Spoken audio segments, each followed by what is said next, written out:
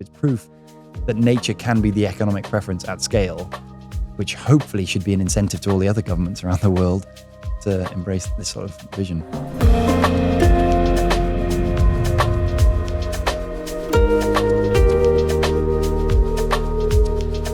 Welcome to the Regeneration Will Be Funded. This is a show about regenerative finance, exploring pathways to a life-affirming economy. I'm your host, Matthew Monahan, and today I am joined by Tom Crowther. He is the founding chair of the UN Decade for Ecosystem Restoration. He is a professor of ecology at Crowther Lab, also the founder of Restor. Thank you, Tom, for being here. Thanks so much, and for getting my absurdly complicated title spot on. Hey, it only took one take. Yeah, nailed it. So we're just wrapping up your New York Climate Week. How did it go? Oh, the carnage that we all expect, but it was unbelievable. There's such momentum right now, so much going on in the movement. It was pretty inspiring at times. Yeah, and what were some of the highlights? For me, I'm a big fan of the Earthshot movement. The Tuesday, I gave a speech at the Earthshot Prize, and I felt like the energy and they're bringing in influencers at a scale that the environmental movement needs, and it was pretty impressive. So Crowther Lab is obviously well known in the space around nature and biodiversity and science, and I know you have a number of activities and initiatives happening. Would love to hear a bit of the history of the project, of the group, but also, what inspired you in this direction, and what was your journey? Yeah, it's been a hell of a journey for the last 5 years. We do all sorts of, we're working on every aspect of biodiversity at a global scale, trying to build that picture of biodiversity at a global scale. But it actually began around 10 or 12 years ago, when I was studying in my previous position in Yale University. I was doing my postdoc.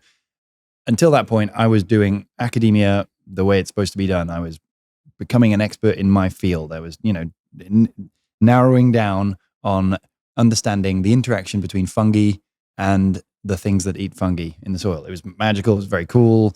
Petri dishes, tiny microscopes, the whole thing. And I always sort of dreamed of like figuring out how this could be globally relevant. How the things that I'm finding relevant for the planet. But I thought I'm not smart enough for that. I'm intimidated. I'll leave that to the smarter people.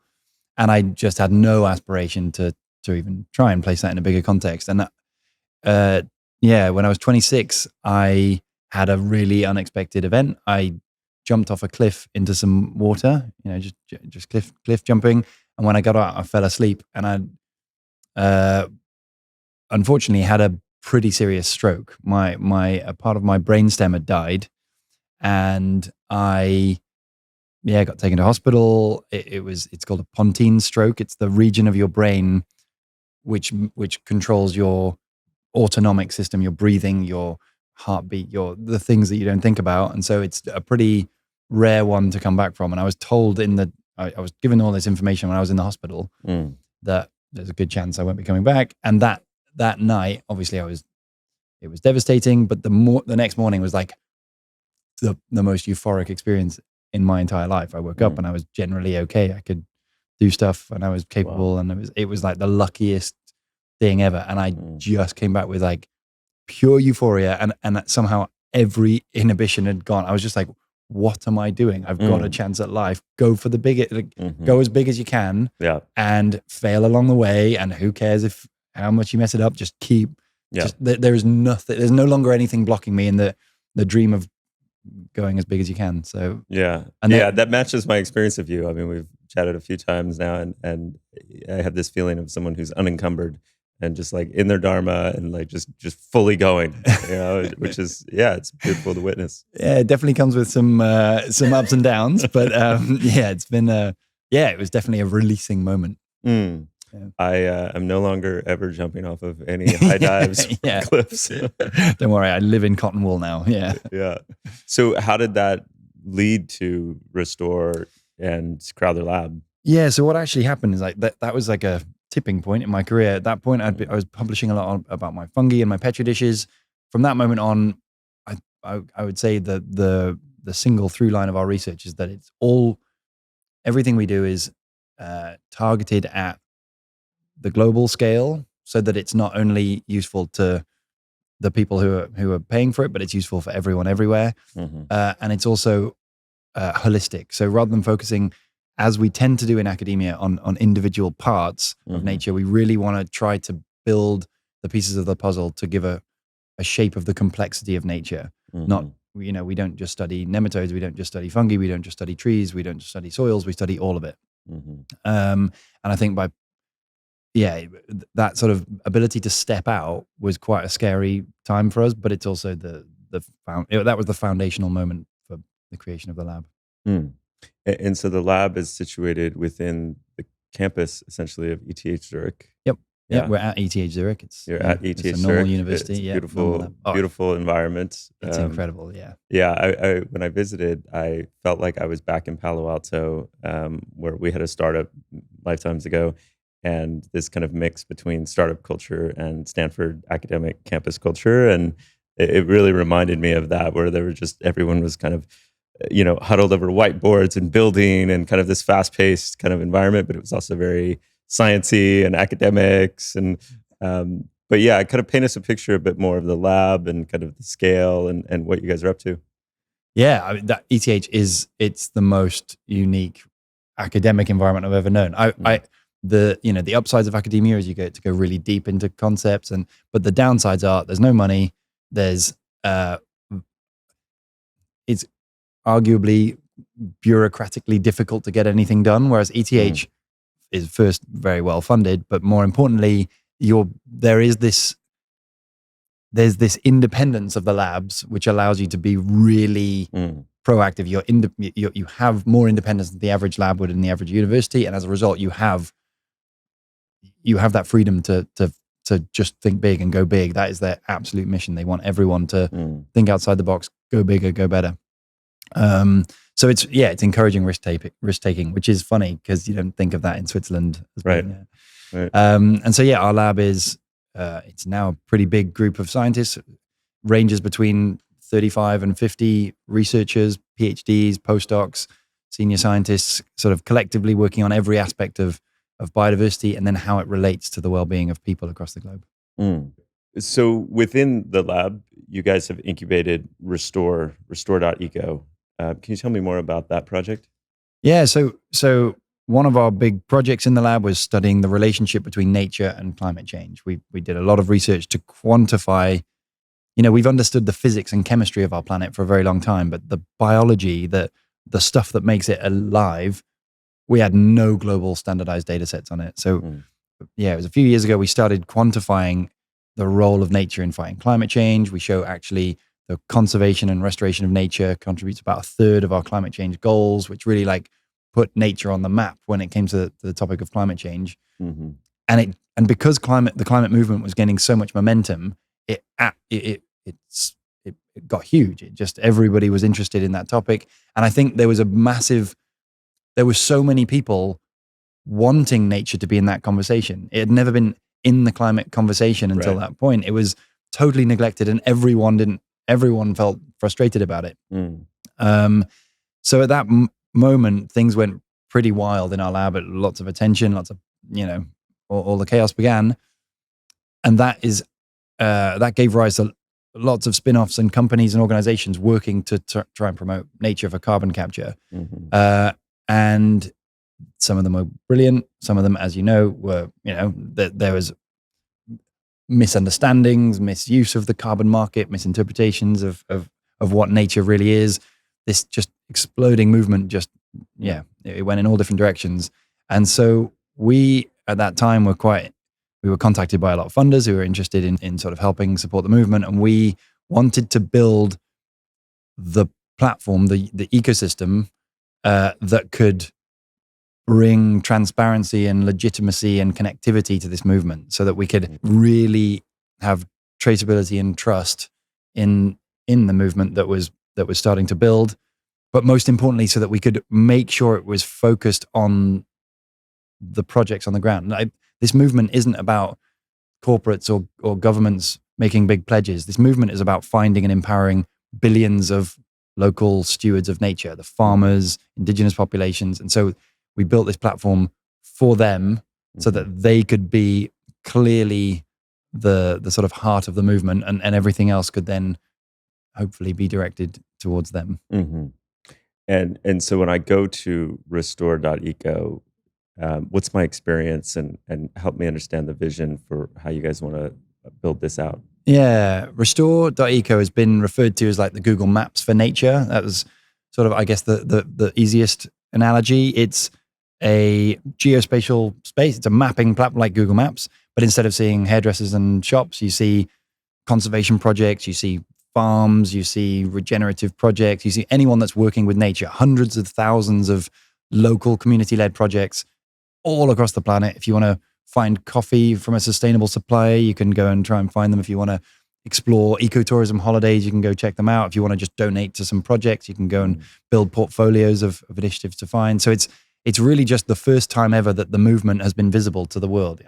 As a young kid, I always remember dreaming that I could help out in the environmental movement. How could I possibly help? I don't know how. And it's true, there's never been a time that it's just been at our fingertips. Right. So it's really that map functionality is what allows us to do it. And obviously, because we're a research lab, it's underpinned by science. So, if you click on one of those sites, or if you draw around your own garden, you can get all the summaries of the carbon and the biodiversity that's in your garden or in your site or in the place where the farm is.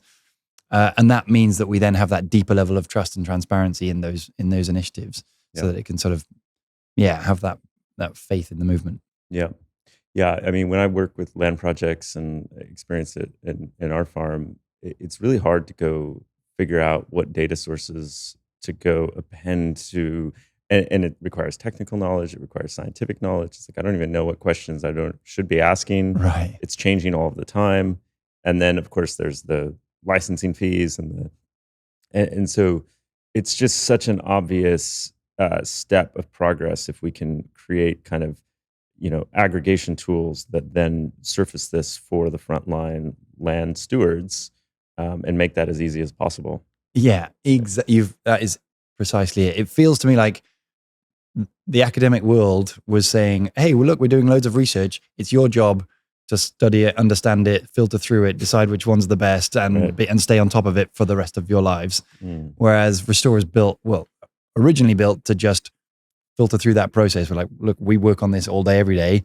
Here's the best tools. Here's the best data sets. Here's the stuff that you can ingest that gives you a snapshot understanding the ecology of your system. It's not prescriptive in any way. It's not saying you should do this or you should do that, but it will say which plants naturally grow here and how much carbon there would naturally be here and how much you could achieve by doing different practices. Yeah. And it's all free, and people get to sign up and, put their land steward project in there or go and see what else is happening.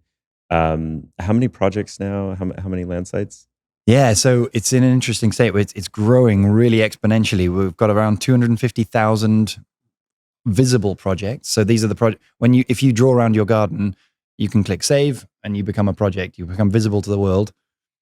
You can save that publicly, and we have around 250,000 of them. But you can also save it privately, and we have millions of users using it privately for their own, just understand their own footprint or understand their own stuff. And those are the ones you don't see on the platform, but that's a massive user base. Yeah, great.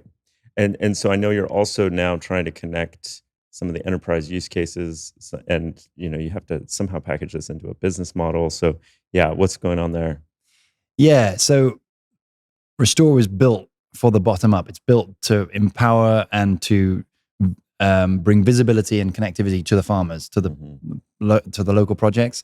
But now that we have this massive movement, the corporate, it's now a product that's really useful to the corporates, whether they want to find projects to invest in or donate to, or build portfolios of nature-based initiatives to supply from. Whatever it is, there's now a real big pull from the companies to be transparent about the way they're engaging with nature initiatives.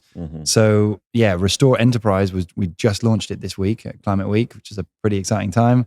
It was sort of a launch of all the companies that have helped us build this sort of corporate-facing usability, so that they can also engage in finding and empowering the local land stewards.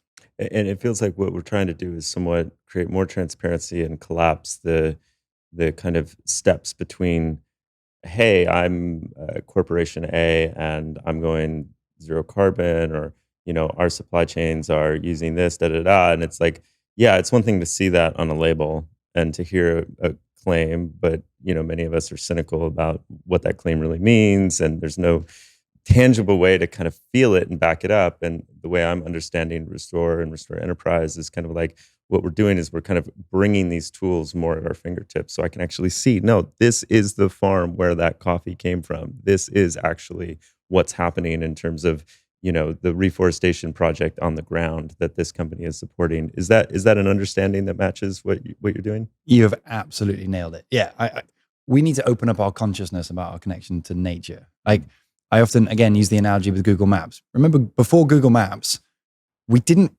I didn't know my connection to space. If I needed to meet someone, I would have to spend ages like trying to decide where we're going to meet and remember that shop that we're going to go and order. It was like right. a logistical challenge just to meet anyone.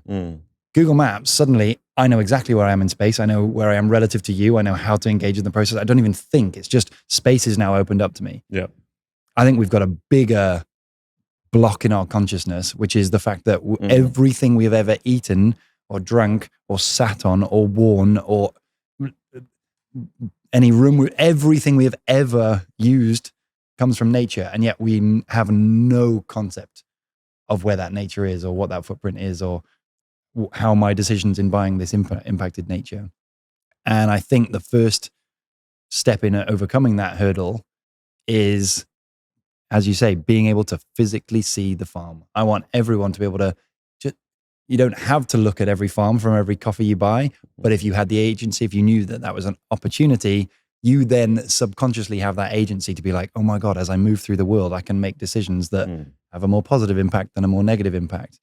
So we need to open that transparency so that we can build a world where every decision has the potential to have a positive impact on nature. So can you walk me through like an example of someone that's using Restore and what benefits they've gotten?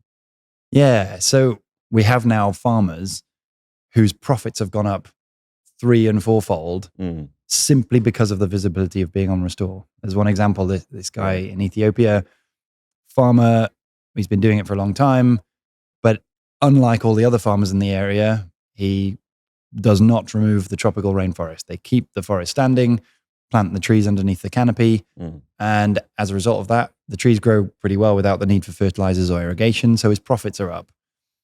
But since coming on Restore, now every customer that ever buys a coffee from him sees that they're buying from a beautiful, intact tropical rainforest. He tells everyone that his profits have exploded because now all of his customers say, oh, I'm never going back to Starbucks again because I can see exactly where my coffee comes from. And his profits have gone up, which is then encouraging all of the other farmers in the nearby area to allow trees to go up to recover on their landscapes, and nature starts to recover. So it's Restore is obviously a science-based transparency platform, but the mission is to facilitate nature as the economic choice for those people. That guy, Desta, makes more money because of the existence of Restore. And I can give you thousands of other examples of that where just the existence of transparency makes those farmers more money. And that's ultimately the mission. In terms of measuring biodiversity, what are some of the ways you're going about that? Yeah, so the great challenge with the biodiversity space is that it's very difficult to put a number on it. With climate change, we've got carbon. Everybody knows what that is. We can minimize it. Good. But with the biodiversity space, nature is infinite complexity. It's hard to put a number on it. It's hard to put a target on it. And this is giving rise to a lot of misconceptions around what nature even is and what nature restoration means. So we've been doing a lot of work with a massive network of ecologists trying to collapse and condense thousands of data sets on global biodiversity, everything ranging from the genetic variability of microbes to the structure of ecosystems to the number of mammal species, and condensing all of that complexity rather than into a thing that you can describe. It's not the number of species, it's not the height of the trees, but it's a metric that reflects what we're calling biocomplexity of the site. This is our major mission at the moment, to characterize every single pixel on our planet in terms of how biocomplex it is relative to its natural state. So you get a value of 0 to 1 for every location. 0 would be a concrete block. 1 would be in its absolute natural condition. And this is what we would like to see emerging markets and policy mechanisms using when we talk about valuing nature, when we talk about characterizing the health of ecosystems. This seed biocomplexity index is really something that can help us to unpack that potential. So in Costa Rica, I know you've been doing some work around, like kind of what's happening there at kind of the nation scale restoration over those last couple of decades. And can you tell me more about that? Yeah. So, one of the challenges with restoration is I can give you 100,000 examples of where it's worked at a local scale, but everyone will come back to you and go, yeah, but can it be done at scale? Mm-hmm. And one of the best examples is the government of Costa Rica.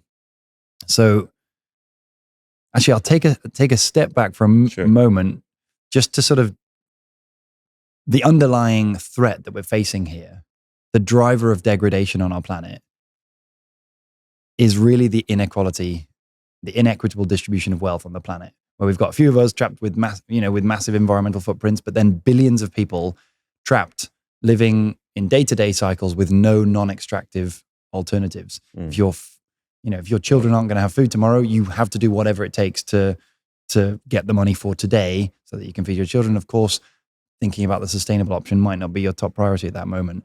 But there is now a massive body of evidence from the scientific literature showing that when we can distribute wealth to those local landowners, even if it's not to improve nature, when they have a moment to lift their head out of that day-to-day cycle, they almost always correlate with increases in vegetation recovery and vegetation resilience. And it's for the very simple reason that there is no location on the planet where a degraded ecosystem is more valuable than a thriving one. Right. And so this idea of the equitable distribution of wealth has to underpin any concept of scalable ecological restoration. And this is why this example of Costa Rica is so beautiful, because 30 years ago, they had record deforestation rates, just like many of the other countries in Central America. Mm-hmm. And they, through a few mechanisms, including abolishing the army, had enough money to distribute that money to local landowners. They just distributed it to the farmers to compensate them for bringing back biodiversity on their farms. And what's really cool is over the next 30 years, there's been increased reductions in deforestation. The tree cover has gone up massively. It's been this good news story. But everyone in the scientific world has always questioned, is it actually nature coming back, or are they just planting rows of monocultures, or is it? And the really cool thing, so over the last few years, we've had loads of Costa Rican scientists, all coordinated by our PhD student, Giacomo Delgado, absolute legend. They've been recording the soundscapes of Costa Rica. So just listening to the bioacoustic soundscapes of sites across Costa Rica. So we've got loads and loads of sites in degraded pastures, the way that the country was going 30 years ago. We've got loads of sites in old growth tropical rainforests, so that the ones that were never cut down. And what's incredible is the recovery of that soundscape in all of those places where wealth was distributed to farmers. The soundscape has recovered in spectacular style. Like 86% of the frequency variation has returned. We're hearing birds, bees, insects, howler monkeys, the big-bodied organisms that need massive nutrients and resources to survive. It's like proper ecological recovery at a national scale. And I think it's, just really exciting for us to be able to point towards a mechanism that could ever do that. And it's such a simple one that could be implemented anywhere. And tell me more about what that mechanism is. So again, this payment for ecosystem service program was just a simple, distribution of wealth to farmers. There was very little direction on what you should do, very little prescriptive, but the goal was to bring back the beauty of Costa Rica. It was to improve carbon storage and water storage as well. But I think that, the underlying inspiration of it is to bring back, it's literally written in the text, it's to bring back the beauty of nature. And what's really cool is, that's sounds like quite a subjective thing, hard to prove scientifically. Yeah. But we've actually, with these soundscapes, we've correlated them we've downloaded the 100,000 most frequently downloaded songs, and we can correlate these soundscapes, the frequency variation within them, to music. And we show very clearly that there's a really strong statistical signal that the soundscapes of the recovered, intact, natural sounds are statistically closer to the sounds of music than the degraded pastures are. And for me, it sounds like a wonderful, almost wishy-washy correlation. You're like, oh, is that a spurious correlation? But it really is baked into our evolutionary theory. There's loads of research showing how we've evolved in ecosystems where high and low frequency sounds indicate the availability of foods and nutrients that we need to survive. So of course, over millions of years of evolution, we are going to have a predisposition for preferring those soundscapes rather than the static of a degraded ecosystem. It's not a coincidence we've got no songs that sound like static, whatever genre you're working in. Yeah, or honking horns in New York City. Exactly, or honking horns in the New York City. So it's sort of like, for me, it points to this idea of, wow, we've got a wealth distribution gave rise to national scale biodiversity recovery. We're talking about objectively the country getting more beautiful. Yeah. And all of that happened at a time of economic growth for the country. The country has, and I talk about it as a correlation, but the finance minister for Costa Rica will tell you straight away that is causal, is a causal relationship. As nature became more baked into the cultural identity of Costa Rica, so every new business that developed was sort of built on this idea of, we are the country that supports nature. You go to San Jose, every smoothie shop, every coffee, everything is about nature. And, obviously ecotourism has exploded as well. And so the economy is thriving at the same time as nature's thriving. So it's proof that nature can be the economic preference at scale, which hopefully should be an incentive to all the other governments around the world to embrace this sort of vision. Yeah. So economic preference at scale, like how do we convince those other governments? Like what is that process and how are you relating to that? So I think that is the big question. That's the big challenge in this whole movement, right? We need to prove to the decision makers that nature is essential for the survival, the well-being of the jurisdictions that they work in. And these examples, we've got hundreds of thousands of them on Restore where local farmers are getting more money because of nature thriving. We've now got Costa Rica growing economically because of the wealth distribution program they did. There's now more countries starting to follow suit. Ethiopia is unbelievable. They've shared on Restore thousands of sites where they've distributed money to farmers. And this is the beginning. We can now start to monitor that and see how that corresponds with ecological growth. But what's really interesting is if we look across all the hundreds of thousands of sites, there are non-linear relationships between wealth and nature. We see that there are billions of people who exist at the lowest income brackets. And when you distribute wealth to those are almost always the people who are living directly in contact with nature. These are the people who are living in the cycles that are supported by nature. They're forced into the extractive scenarios. And what we see repeatedly is when wealth is distributed to them, when they've got enough money to be able to think about how they can be sustainable for next year and the year after, nature always comes back in a more resilient way. The trend does start to change. Once you get enough money and enough wealth, we then, in many parts of the world, we start to then think about scaling and buying tractors and combine harvesters, and then things start to go in the opposite direction. But for the billions of people who are in the lowest income brackets, these are the places where wealth distribution is a direct and tangible environmental outcome that benefits the economy. And so what you're saying is that there's kind of a way you can kind of statistically or analytically show that by supporting those in those lowest income brackets, essentially we're leading to better nature-based outcomes. That is exactly it. And now the task is to kind of convince policymakers and decision makers and governments around the world to it's kind of like UBI for land stewardship, or like some sort of like cash payments, but for farmers in a way that's directed towards restoring the beauty of nature. Yeah, I'm not telling governments to do it philanthropically, to do it for the good of the planet. I'm telling them to do it for their own economic security, for their own for the well-being of their. We have a study at the moment exploring the relationship between nature and agricultural productivity, agricultural outputs at a country scale for every country on the planet. And what's, I think we have this sort of deep misconception that nature comes at the expense of agriculture. I think most of us think, okay, if you need some ag, you got to remove some nature. Right. And conceptually, that is true when you have at the beginning, when you've got a fully forested country, absolutely, you need to clear some forest to get agriculture. Yeah. And that increases for a little while, or for quite a while. But if you can sort of imagine the other end of the spectrum, once you've removed almost all of the nature, you've removed 90% of that forest, you've then got a very different ecosystem. Right. You've got depleted soil, you've got no pollinators, you've got no climate regulation. Agriculture is a nightmare. It most often tips into a more degraded desert type ecosystem, particularly in the global south. So that means that at the beginning of the relationship, there's a positive impact of nature removal, but at the end of the relationship, there's a negative impact, which means there's a tipping point in between.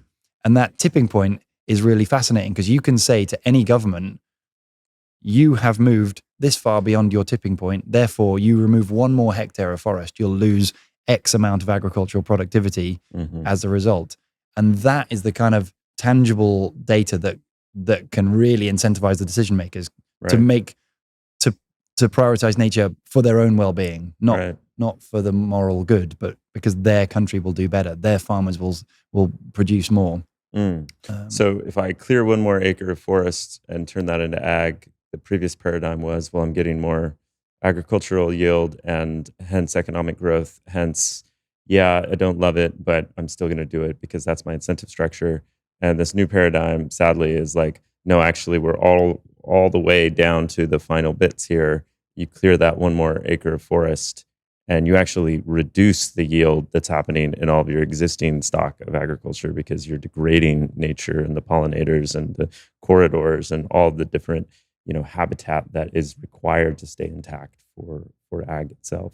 That is exactly it. Yeah, if once you've moved beyond that tipping point, then every hectare of forest you lose, so the system that sustains your agriculture is lost. I will say not all countries have passed that tipping point. Right. So unfortunately, I'm not going to give the exact number, but almost 60% of the nations across the planet have crossed beyond that tipping point. Wow. And are in a state where further nature loss is leading to increased reductions in agricultural yield, which is why they're compensating by using loads of fertilizers and loads of extra stuff that continues the degradation. Yeah.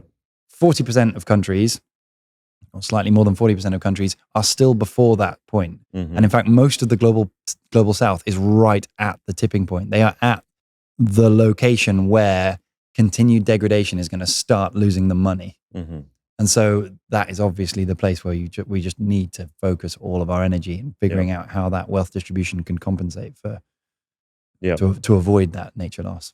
I mean, I like it because we've seen the success of planetary boundaries at penetrating kind of the understanding of the limits that we face as a planet, even though obviously not enough and not fast enough. But like a lot of people reference the planetary boundaries framework, right?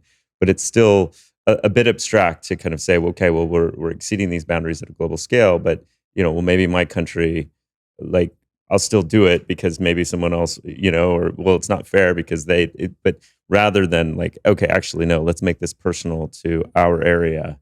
What is within our interests to ensure for a sustainable, healthy habitat for our people. That is exactly it. I think planetary boundaries is an awesome concept. It's an awesome way of framing our global challenge and bringing urgency at the international scale.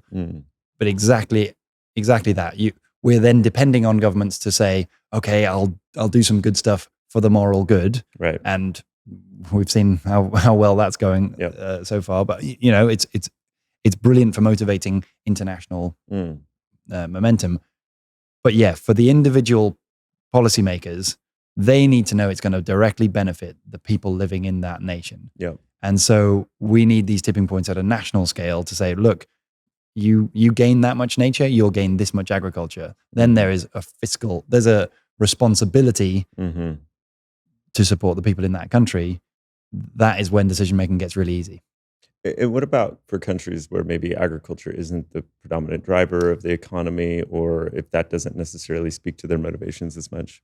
That is a very good point. That, you know, there's both countries that are less dependent on nature, like a lot of the Middle East, for example, is less dependent on nature directly, and there's also countries that are less dependent on agriculture, and of course they contribute the uncertainty in our estimates, and it's an area of research that we are going to expand into exponentially. Like for the next few years, we're going to be doing lots and lots of research to really refine that understanding of, is the tipping point exactly there, and are there ways of moving that tipping point in this direction or that direction, and all of that will play into what is the economic basis for your how much does agriculture contribute to the economy, right? But what about other things, maybe around like human health? So this relationship between nature and agriculture is, when you think through it, it's very tangible. There's it's a theoretical relationship, but it is crystal clear that it must exist. It cannot not exist. Right. And then when you think about it, ultimately that same trend applies to every other service we get from nature. And I think it's really exciting because it's opening up this sort of the tangible data underpinning a concept that I think we've all known. Every speech we all go and give starts with nature is essential for all the things we need. And yet we've just said it without having the data to prove it. We can now prove exactly how much nature loss contributes to pandemic preventions, to mortality rates, to food security, to water security. And this is the absolute direction of our research right now. Like the more hard data we can say going, you increase your nature here, you're going to limit mortality rates there. If you increase your nature here, you'll improve water security there. Those are the tangible hard facts that the decision makers need to prioritize their own well-being. And that's what's going to get the change. Nice. Hopefully. I find you kind of fluidly move between, like, we need a consciousness shift, we need to understand our place in nature, but then you're also very much rooted in kind of science, data, analytics, research, and you're obviously a strong communicator on these topics. And so, yeah, I'm curious, like, how you think about it philosophically and what you observe about kind of, do you customize based on the audience that you're speaking to? Do you feel like it's just kind of all of the above? Or, yeah, tell me more about that. That is a great question. This is something that I struggle with a lot. I absolutely agree. I feel like we need the consciousness shift. The ideal way to fix nature, in my opinion, would be that everyone on the planet goes on a Buddhist meditation retreat together for 10 days. And I feel like all of our problems will be solved. Given that is not likely to happen anytime soon, we've got to work in the systems that we've all subscribed to. And I do believe that there's ways of integrating nature knowledge and nature appreciation into those systems so that nature becomes the economic choice. Right. Even saying nature as the economic choice doesn't sit quite right with me, because it implies that we need capitalism to make nature come back, which I think any system can be used to make nature come back. So yeah, the science is working within the bounds of the systems that we have. But even doing the science is a bit of a contradiction, because science is the process of turning the infinite fluidity and interconnectivity of life into hard numbers and facts. And arguably, none of those, they're all concepts being represented in data. Yep. And every time you represent it in data, you're oversimplifying. Every time you're missing the infinite. And so it is this interesting, like, balance between recognizing the interconnectivity and representing it in numbers. It's something I think about a lot. Yeah. But you had mentioned at the beginning, climate became such a hot topic and a surge of interest. And the common response we hear is that the reason we've kind of adopted climate and carbon as the focal point is because it's so easy to measure. And it's so easy to maybe kind of like put some economic units around it and, kind of track it and these types of things. And so it's fascinating that you have been essentially trying to assemble this data and research about nature and biodiversity for many years. And no surprise that people are kind of pushing, like, okay, how do we show this? How do we quantify this? Is it just that our system needs these types of abstractions and simplicities so that we can have these coordination mechanisms across borders and across, sectors and so forth? Is it something like psychologically where we need the kind of feeling of certainty and, or like we just don't feel it yet, so we need to understand it that way? Or anything else that provokes? Totally. I think the juxtaposition of, like, some wanting to value the holistic complexity of nature and then describing it in a number is I lose sleep over it. It's absurd. That it's completely contradicting my mission in turning it into numbers. And yet humans we need ideas, we need concepts, we need stories in order for things to move forward. I heard a stat yesterday that people will believe a story something like 27 times more than they'll believe a statistic. And Interesting. I think those numbers that summarize the story of nature, whether it's carbon or, are so easy for us to latch onto. I had early in my career, we showed that the Earth can have 1 trillion more trees. And it gave rise to this. Everyone went, trillion trees, sweet. I get the concept, let's go. Right. Leading to lots of people doing great stuff, lots of people misinterpreting all the chaos that came with it. And it's like we do need to be able, our human brains are incredible at identifying a part of the system and propagating it and identifying things out of the infinite. And so I do think we need to find ways that appeal to our human brains, which is breaking it down into units that can be understood. So that is the challenge that we're facing right now, is how do we include all of the complexity of nature, not just the carbon, not just the water, not just the number of species, but all of the complexity of nature into a number that can be understood by anyone who is not studying this for their whole life. Yeah. And that I think is one of the big challenges we have right now. If we're going to ever value the intactness of nature, we do need to do what I would hate to do, but it is to put a number on it. Yeah, I agree. And, I think about it in the context of language, numbers, money, like these different abstractions. And yeah, I guess where I've gotten to is thinking about, okay, well, what are the unintended consequences and the shadow side of that? And the one that I see the most is kind of how it tends to still favor a system that ends up top down, economies of scale, like large power imbalances and inequity. And so how do we, as we go through this transformative, decades ahead of redefining what our economy even means, how do we continue to just kind of always take that lens of bottoms up, local governance, stewardship of those decisions, subsidiarity, decentralization, because I feel like those are the kind of counterbalancing forces to this general, like, kind of sucking up of power and money and decision making. Totally agree. Yeah, people will say capitalism is built to flow. It inherently flows money in one direction towards pools of money. But I personally think any human system that we've ever invented has flows of money and power that and through positive feedback loops, they inevitably are going to cluster and clump in individuals or in units and leaving inequality in systems. I totally struggle with this challenge of we need to value nature. We need to value the holistic intactness of nature. And if that becomes more valuable than not nature, then we're all going to do better. But at the same time, that means we're using an economic system that is going to channel the inequitable distribution of wealth.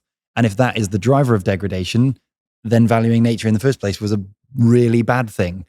It will totally contradict itself. If we value nature successfully, local farmers get some credits or some more money for doing that, but richer people get even richer, leading to more inequality, leading to more degradation. We've then defeated the point. And that is such a challenge. And I think at the moment, as you said, the best thought I have to counteract that is to just constantly frame it in the topic of equitable distribution of wealth. We want cash flows going in that direction towards the people who have been trapped in the economic system that is not supporting nature.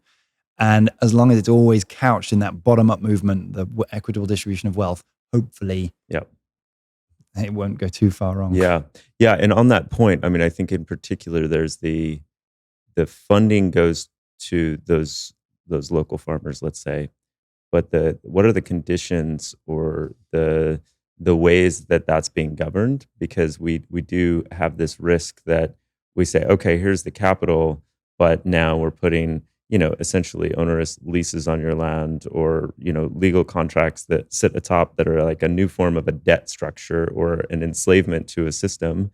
How how do we ensure that distribution of wealth, that equitable distribution of wealth, doesn't come with kind of a new power grab, so to speak? This goes beyond my pay grade, but it is a topic that is so critical because I think it's particularly relevant now with nature markets emerging. If people are talking about the ideas of credits or whatever it is, that in my head, the obvious thing that happens with any credit, unless it's totally non-saleable, unless you're unable to sell that credit on, what will happen is the individual farmer will get some money for the credit that they bought. The person that's bought that credit will buy that credit from the farmer, but they'll also buy it from a million other farmers and then sell it on more, and they will make more profit than the farmer did.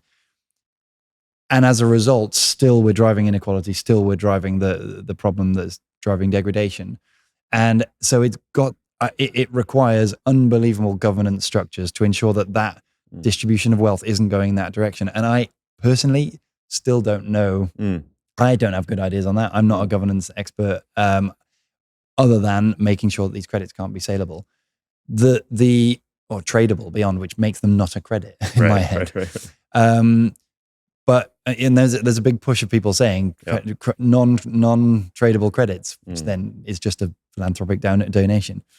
So how you overcome that is a big challenge. But I think I see a bigger potential in the markets that we already have, like the nature markets. I hope they'll do something good. Carbon has been challenging, and biodiversity, maybe it will be something good. So much governance to get our heads around, but the food market is already in place, and it's billions of times bigger. We're talking trillions of dollars rather than billions of dollars, and the food markets are perfect for bringing in transparency and equity. If we can be seeing where our products come from, actively engaging to choose those products that come from the nature positive environments rather than the nature negative ones, we don't have to struggle with all these governance issues because the payments are directly going to those farmers. So I don't like the siloing of the nature conversation into the nature markets part. I'd like them to help, but it's everything comes from nature, and I want the whole marketplace to sort of recognize that.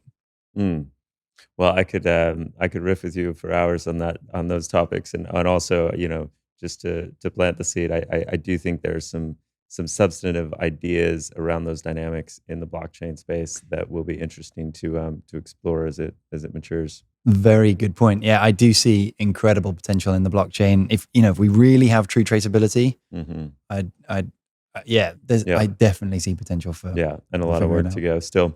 Are there any other initiatives or things happening at Crowther Lab that you'd like to share? There's so much. 50 people doing 50 different directions of research, but I think that story, that underlying theme of nature being the economic choice, is the underlying mechanism for everything. Everything we're finding is that nature benefits these people here, nature benefits those people there, and the direction of our research is just repeatedly showing how nature is necessary for the people who live with nature.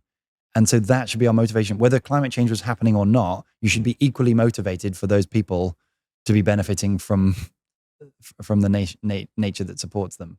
We don't need global threats like pandemics to motivate that. And I think that needs, I think this topic around nature, it needs to be crystal clear that we are doing this for our own survival, not just for a philanthropic good to someone else, somewhere else. Appreciate the work. Thanks for everything you guys are doing. Hats off to the whole team and everyone involved. I know it's a big effort. Any final words you wanted to share? Just awesome speaking to you. I really feel like you're learning your insights about the sort of blockchain experience it's already opening up worlds in my mind, and it'd be really cool to connect more and learn more. Awesome. Tom Crowther, thank you so much. To go deeper, check out Restor.eco as well as CrowtherLab.com for more conversations like this one. Just go to maearth.com, including all the discussions we're having here at New York Climate Week 2024. Like, share, subscribe, all of that as well. Thanks for tuning in, and we'll see you on the next one.